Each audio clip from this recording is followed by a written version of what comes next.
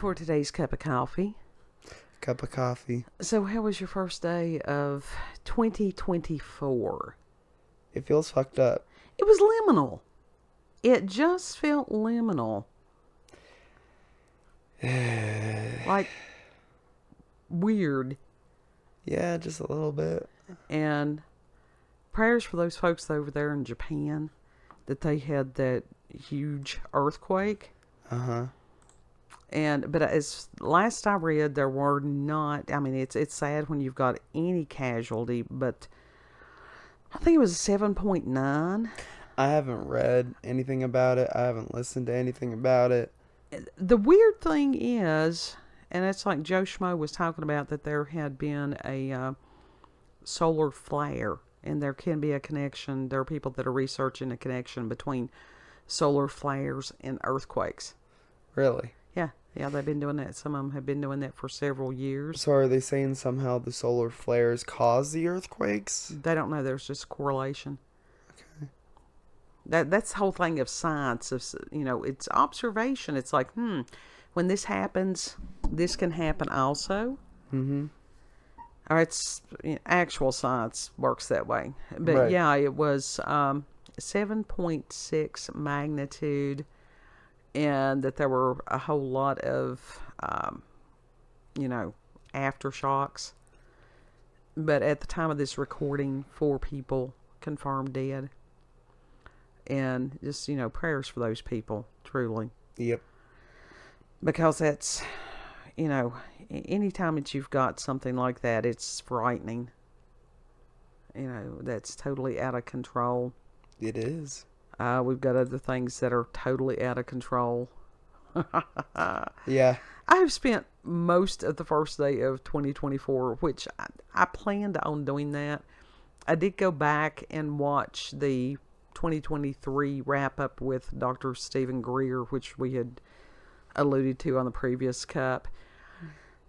There are some of the things that he talks about that I have questions about. Lots of questions. But one of the things that I definitely agreed with him on is that, like the different elected officials and stuff, them trying to get into understanding about the UFO phenomena and all these things that are surrounding it, it's vast. It's a lot. Yeah. It's a lot, and it's overwhelming. And it is a matter of connecting dots, because those dots matter. Mm-hmm. And it's pattern recognition. It is. Who is truly pulling the strings of everybody? And it's like, oh, you've got to remember that conspiracy theory was a psyop term to try to discredit people that started asking questions. And one of the people that has been asking questions for, I think he said 36 years, is George Knapp. And if you're not familiar with George Knapp, we have a couple of videos that we will leave the links for from NewsNation, and that they interviewed George Knapp and gave parts of previous interviews that he had done. He's fascinating.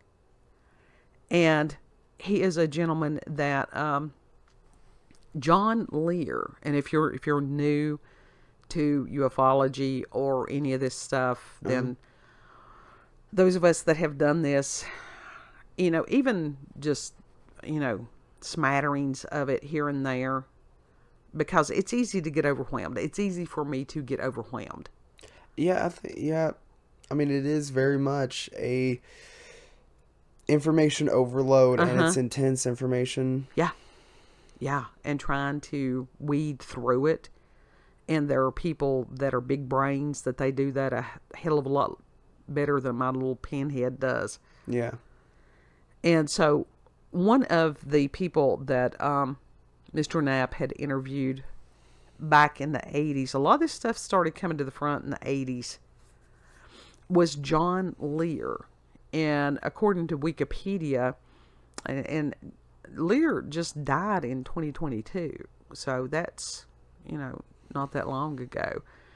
And he was the son of the gentleman who invented, as far as I know, the Lear jet. And he was an aviator who set multiple records, later flying cargo planes for the CIA during Vietnam War. This is some scary shit. Yeah. And Like John Lear was on Art Bell quite frequently. Yeah, he was. R.I.P. Art Bell. And there's...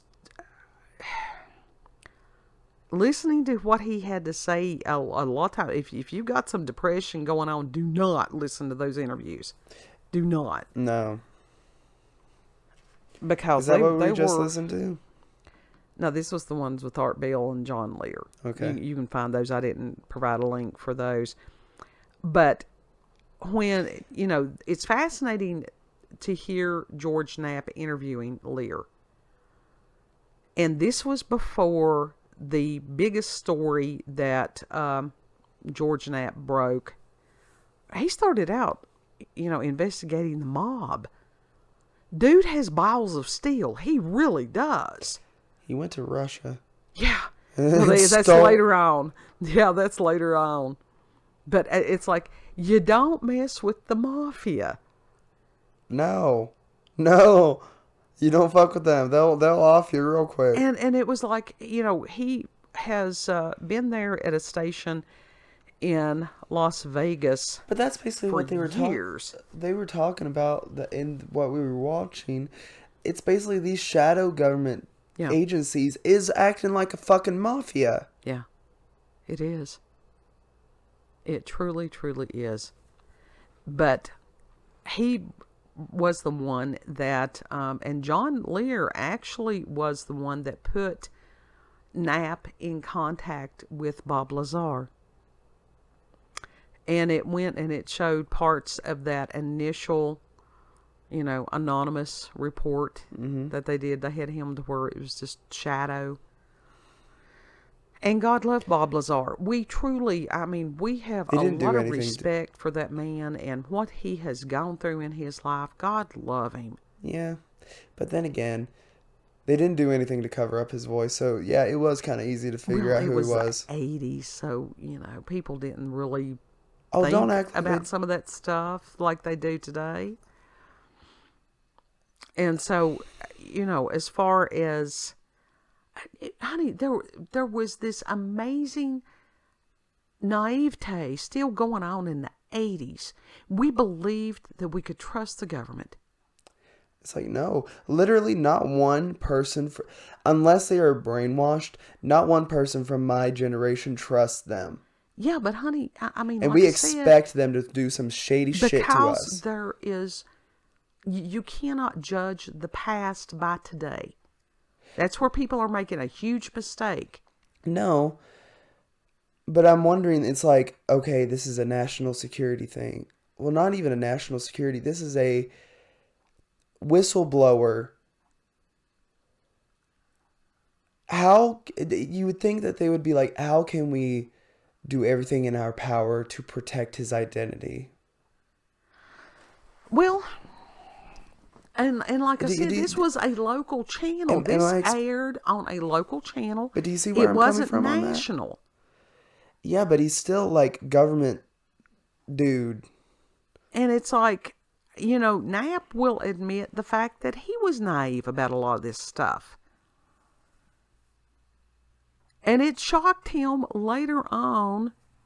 This was before people understood about the shadow government and all this bunch of stuff. It was a better time to live. Being born in 65, no, we were just ignorant. Like I said, it was just that naivete. The stuff was going on, we just didn't realize it. It wasn't like it is now. Oh, no.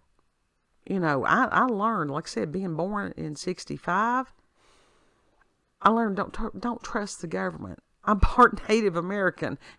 It's built into my DNA. Don't trust the government. Literally. The area in which we live. don't trust the government.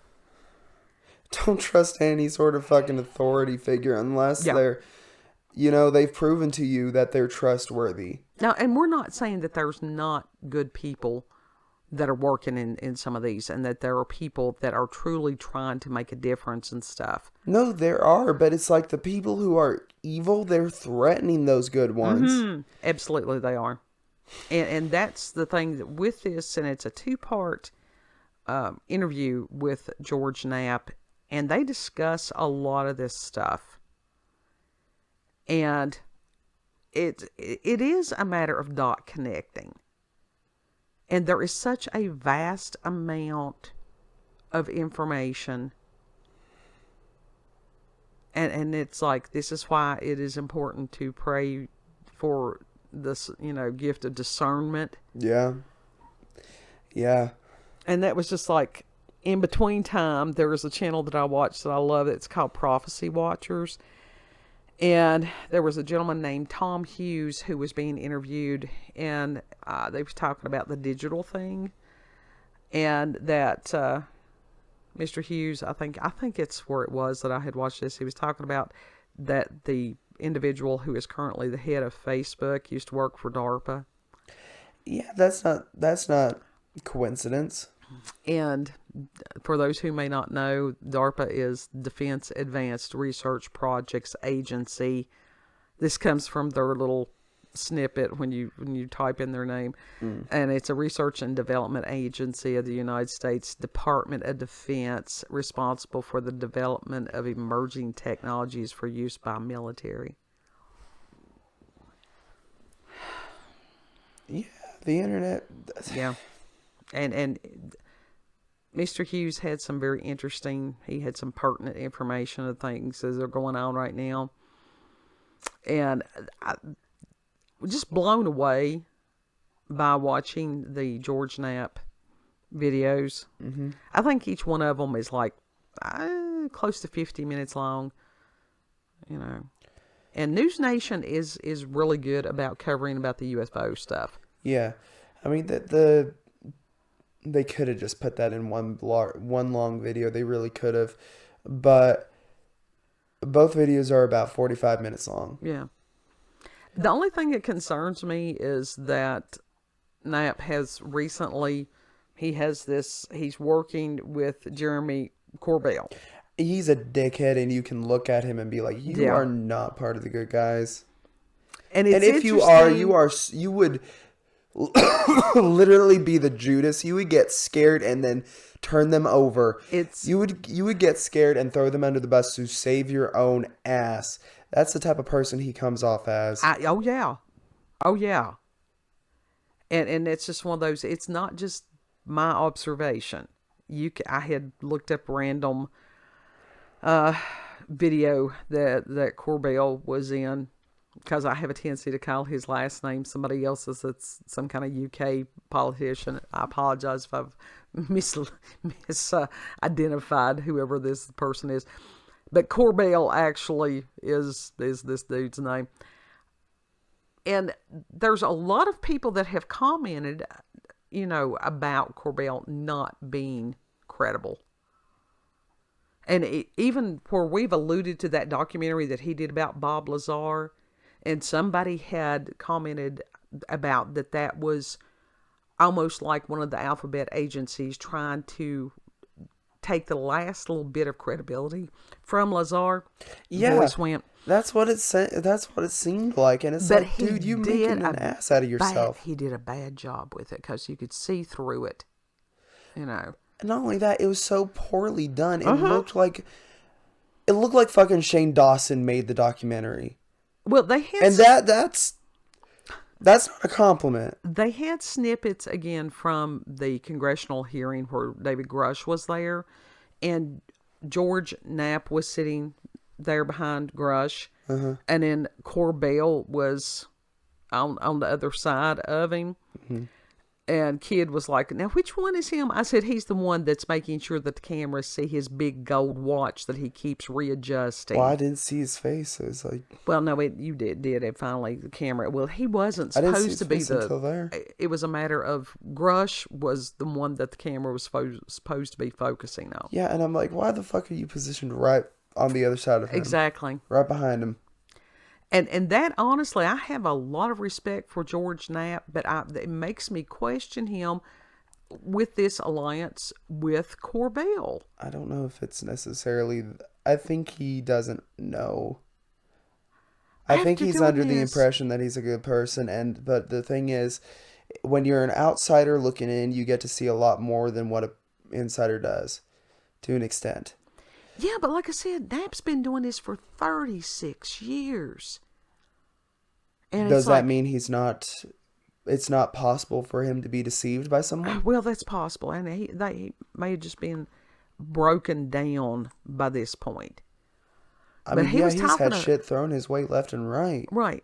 And Lear had alluded to in one of the interviews what a lot of people had conjectured for a long time, which was the self-disclosure of the, extraterrestrials or interdimensionals, the aliens. Mm-hmm.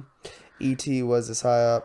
Uh-huh. And he said that they made the mistake in the fact showing E.T. as benevolent. And I've heard other people... Benevolent meaning friendly. Yeah, I've heard other people say that these things are not. The only one that has even remotely said that they could have been possibly good was the dude that got healed or whatever by one. Well, no, the question, as far as Travis Walton. Yeah. And we don't know. There very well could be more than one type of whatever, of being. I think it's almost foolish to think that there's one species of alien. Right. I mean, that's, yeah. But my question is, all right, how benevolent could they be if they're colluding with world governments, military parts of world governments, against the people and keeping the people ignorant? Right. How good could they be? Right. And for what purpose? What kind of technology have they been using on us? And if we have all this advanced technology, okay, what's it going to be used for? Yeah. When do they plan on using it? And they had discussed the Star Wars program, which Kid had not, and there was no need for him to know that back during the 80s and Ronald Reagan, and that was a space program that supposedly, and how they have... Yeah, because he mentioned Star Wars, and I was like, the movies? Chewbacca. I don't like Star Wars. But that's what it was. And Greer had been talking about that they've got these electromagnetic pulse weapons that whoever the they is, shooting down some of the, UFOs. And I'm like, okay, that doesn't make any sense to me, because if they've got the technology to come here from a different place, why would they not have the technology to not be shot down? Or why would they not shoot back? Well, they did. That's what dude said. They did. Well, on the one thing, two air pilots ended up dead. One came back, barely? So, I mean, we don't know. And because those two made the mistake of trying to fire at it. Yeah. And then it shot them back. Yeah. And it was what the Kid was talking about the documents, was that Knapp had gone into Russia and talked to them about UFOs, things that they had collected. Smuggled documents. He got, like I said, he's got balls of steel. Yeah. Yeah. But it was just about the UFOs. And it's like everybody's doing all this little bullshit infighting and all this bunch of stuff and worried about what the elites are doing and this and that and the other. There's bigger fish to fry on some of this stuff, which very well could be, the shit be hitting the fan soon is how it feels. Yeah. Yeah. And it's very easy to, slough off something like we're talking about, and everybody's like, the normies are like, oh, I don't want to know what the Kardashians are doing. I want to know what da da da da. I would very much prefer to shove my head in that type of media than face the reality of aliens attacking us. Well, I would very much rather, honey, we're under attack now by something, by forces of darkness. We just don't know who is colluding with what. I mean, that's reality. That is the reality. And that was one of the things about when you listen to this gentleman on Prophecy Watchers, and he is discussing, like I said, as far as the type of warfare that's going on now, which is primarily psyops.